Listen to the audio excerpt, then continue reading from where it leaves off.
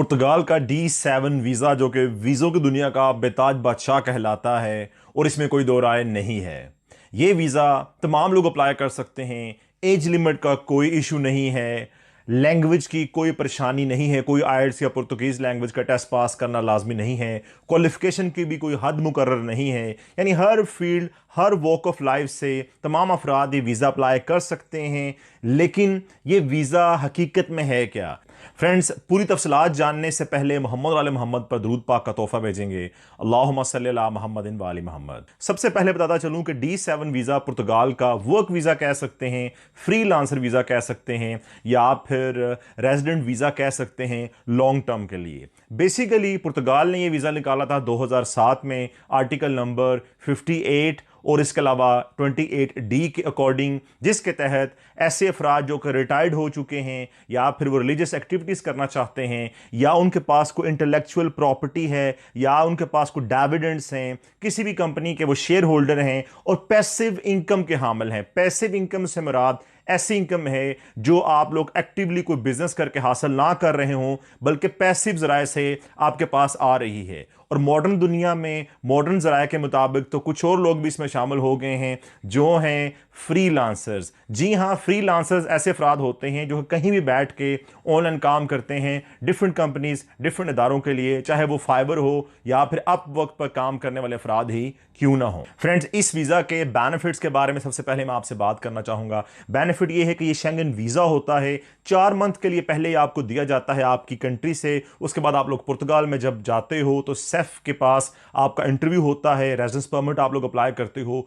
कुछ लॉज के अकॉर्डिंग ये 2 साल का वीज़ा होता है, कुछ लॉज के अकॉर्डिंग ये 1 साल का वीज़ा होता है, जिसके बाद ये 2-2 साल के लिए रिन्यू किया जाता है और आप लोग उसके बाद 5 साल बाद PR अप्लाई कर सकते हो, जो कि आगे नेशनलिटी के लिए पाथवे है। दूसरा बेनिफिट फ्रेंड इस पे ये है कि आप लोग अपनी फैमिली डिपेंडेंट साथ लेके जा सकते हो, अपनी वाइफ साथ लेके जा सकते हैं, अपने बच्चे साथ लेके जा सकते हैं जो कि माइनर हैं। अगर माइनर नहीं है, 18+ हैं, तो वो सिंगल होने चाहिए और स्टडी कर रहे हो और आप पे डिपेंडेंट हो। और अगर आपके पेरेंट्स हैं, आप उनको भी साथ लेके जा सकते हैं, लेकिन शर्त यह है कि वो भी आप पे डिपेंडेंट हो और खुद से अपनी इनकम ना कमाते हो। उसके बाद आप लोग अपने सिबलिंग्स को भी लेके जा सकते हैं, अपने बहन भाइयों को जो कि 18 साल से कम हैं और वो भी आप पे डिपेंडेंट है। उसके बाद फ्रेंड्स, ये वीज़ा शेंगन वीज़ा होता है। यूरोप के 26 ममालिक में आप लोग आज़ादाना जा सकते हो और इसके अलावा आप लोग पुर्तगाल के जो सोशल बेनिफिट्स उनसे फ़ायदा उठा सकते हो, जैसा कि हेल्थ केयर है, या फिर बच्चों के लिए स्कूल में तालीम है, या फिर वोकेशनल ट्रेनिंग है आपके अपने लिए। और इसके अलावा आप लोग जॉब भी कर सकते हो। और इसके अलावा नॉन हैबिचुअल रेजिडेंट का स्टेटस हासिल करने के बाद आप लोग 10 साल तक पुर्तगाल में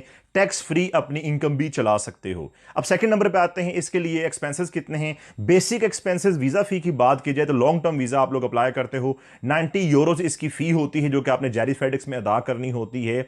और इसके अलावा जो एक्सपेंसेस हैं वो आपके अपने हैं, वो मैं अलग से आपको बाद में भी बताऊंगा। उसके बाद बात करेंगे एलिजिबिलिटी रिक्वायरमेंट्स क्या हैं। सबसे पहले मैं आपको बताता चलूं कि इसके बारे में सेफ ने खास तौर पर अलग से कोई रिक्वायरमेंट्स नहीं बताई हुई, क्योंकि ये 2 आर्टिकल्स 2 पैराग्राफ के थ्रू आता है। जो डिक्री है 2007 में इसके लिए आई थी, उसमें 28D और उसके अलावा एक और डिक्री है 58, उसके मुताबिक जो है इसकी रिक्वायरमेंट्स हैं। तो अलग से हर वेबसाइट ऑनलाइन और हर वकील इसकी अलग से इंटरप्रिटेशन करते हैं कि क्या रिक्वायरमेंट चाहिए क्या नहीं। लेकिन मैं आपके सामने सम अप करूंगा कुछ बेसिक रिक्वायरमेंट्स जो कि मुख्तलिफ पोर्टल्स कहते हैं कि होनी चाहिए, और उसके बाद मैं आपको अपनी जाती राय दूंगा। तो जनाब, let's talk about the talk of the town. बहुत अरसे से ऑनलाइन यूट्यूब पे वीडियोस काफ़ी मौजूद हैं जिसमें लोग बताते जा रहे हैं जी कि ये इन्फॉर्मेशन है, ये रिक्वायरमेंट्स हैं, ये रिक्वायरमेंट्स है, गूगल कर लें, ये कर लें, वो कर लें। सबसे पहले एक बात बताऊं, किसी भी मुल्क का वीज़ा आपने हासिल करना हो, गूगल मत करें। ये तमाम इन्फॉर्मेशन आपको सिर्फ और सिर्फ मिलेगी उस मुल्क की अपनी ऑफिशियल वेबसाइट से जो कि उसने इमिग्रेंट्स के लिए बनाई हुई है। अगर वो नहीं है तो उसकी मिनिस्ट्री ऑफ इंटीरियर पे आपको इन्फॉर्मेशन मिलेगी, या फिर मिनिस्ट्री ऑफ एक्सटीरियर की वेबसाइट पे, या फिर इसने जो अपना नुमाइंदा मुकर्रर कर चुका है, फॉर एग्जाम्पल किसी भी थर्ड कंट्री में, जैसा कि जेरीज फेडेक्स, ठीक है, इस तरह के इदारे जो है ये इन्फॉर्मेशन देते हैं। आम आप गूगल करेंगे तो आपके सामने डिफरेंट वेबसाइट्स की डिफरेंट इन्फॉर्मेशन आएगी जो कि प्राइवेट लोगों ने इन्फॉर्मेशन दी हुई है, वो कोई प्रॉपर पेटेंट सोर्स नहीं होता। तो गूगल करना है आपने सिर्फ एम्बेसी का लिंक, कॉन्सुलेट का लिंक, या फिर उनकी मिनिस्ट्रीज का लिंक, फिर आपको इन्फो मिलेगी। सादा गूगल करेंगे तो आपको डिफरेंट ओपिनियन, डिफरेंट इन्फॉर्मेशन मिलेगी जो कि राइटर्स ने कंटेंट के तौर पे लिखा हुआ है, और वो इन्फॉर्मेशन कभी भी 100% लेजिटिमेट नहीं होती। तो सबसे पहले आपको एक बात मैं वाज़ह करता चलूं कि ये वीज़ा ऐसे लोग अप्लाई कर सकते हैं जो रिटायर्ड पर्सनस हैं, जिनके पास मूवेबल प्रॉपर्टी है, जिनके पास इंटेलेक्चुअल प्रॉपर्टी है, जिनके पास को फाइनेंशियल एसेट्स हैं, जिनके पास रेंट्स आते हैं, जिनको अपनी प्रॉपर्टी के पैसे मिलते हैं और वो तमाम की तमाम इनकम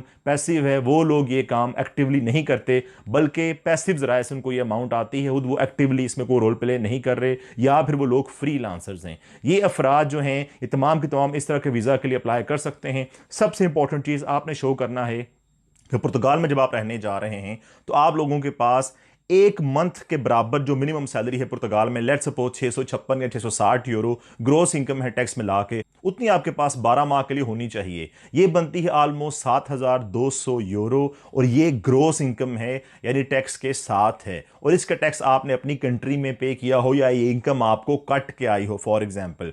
और यहां पे कुछ इंफॉर्मेशन आपको मौजूद, अगर आपका साथ डिपेंडेंट जा रहा है यानी वाइफ जा रही है तो उसके लिए 3600 और वो एडल्ट हैं। बच्चे के लिए तकरीबन 2160। अगर बच्चे और बीवी साथ नहीं हैं तो सिर्फ आपने 7200 यूरो शो करने हैं कि आपके बैंक अकाउंट में ये रकम मौजूद है, और आपने ये भी शो करना है कि साथ आप लोग अपनी 6 माह की बैंक स्टेटमेंट भी एम्बेसी को साथ कौंसलेट को दोगे, जिसमें यह साबित हुआ हो कि हर मंथ आपके अकाउंट में ये पैसे सस्टेनेबल जराए से आ रहे हैं। ये कोई मजाक नहीं है कि कभी इतने पैसे पड़े हुए, कभी इतने, कभी 10 लाख, कभी 5 लाख, कभी 6 लाख, नहीं।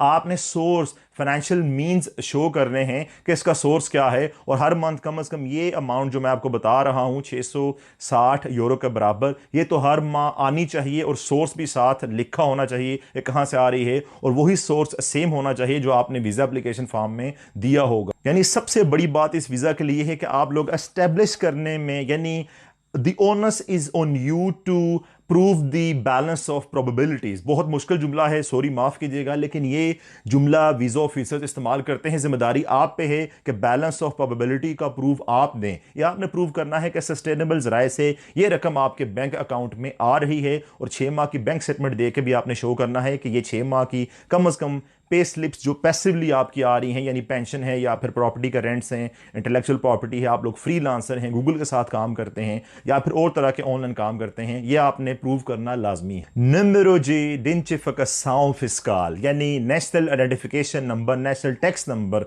पुर्तगाल से आपको बनवाना लाजमी है। ये आप लोग बाहर रहते हुए, अपने मुल्क में रहते हुए भी बनवा सकते हो, किसी थर्ड पार्टी से कह के, किसी वकील से कह के, या फिर किसी को पावर हटानी दे के। ये जनरल होता है, जब आप पुर्तगाल जाते हैं तो फिर आपके नाम पे 100% पावर हटाने के बगैर चेंज हो जाएगा और आपके नाम से वहां पे चलेगा।